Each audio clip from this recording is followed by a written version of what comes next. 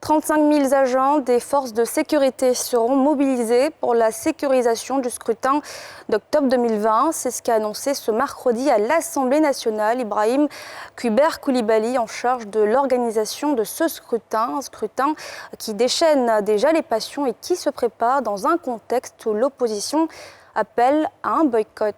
Timé Danger. Grand oral du président de la commission électorale indépendante, Ibrahim Kuber Koulibaly, à l'Assemblée nationale au Plateau. Invité par le Présidium du Parlement pour permettre aux représentants du peuple de s'imprégner des dispositions pratiques en vue de la bonne organisation du scrutin présidentiel, le président de la CEI rassure d'emblée que tout est mis en œuvre pour la tenue du scrutin à la date constitutionnelle du 31 octobre 2020.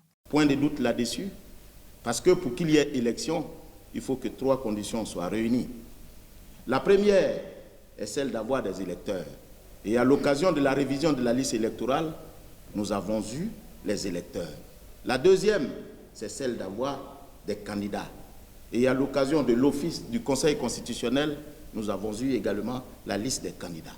La troisième, c'est l'élaboration des documents électoraux que nous nous attelons à faire pour les déployer sur toute l'étendue du territoire pour que l'élection ait lieu. Oui, l'élection aura bel et bien lieu le 31 octobre 2020.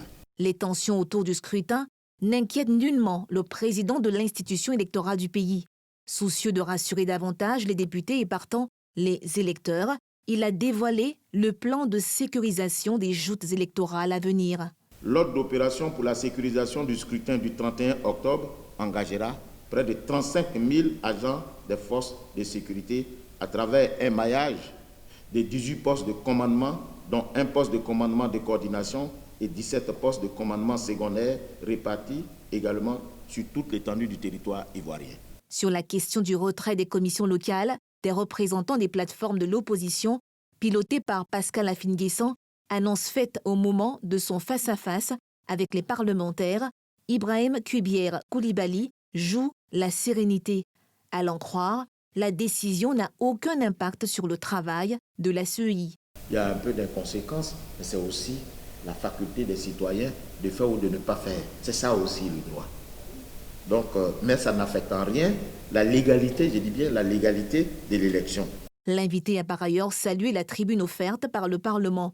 Conformément à sa méthode, caractérisée par l'inclusivité et sa volonté de transparence, il s'est dit ouvert à tout autre plateau pour des échanges sur le mode opératoire du scrutin.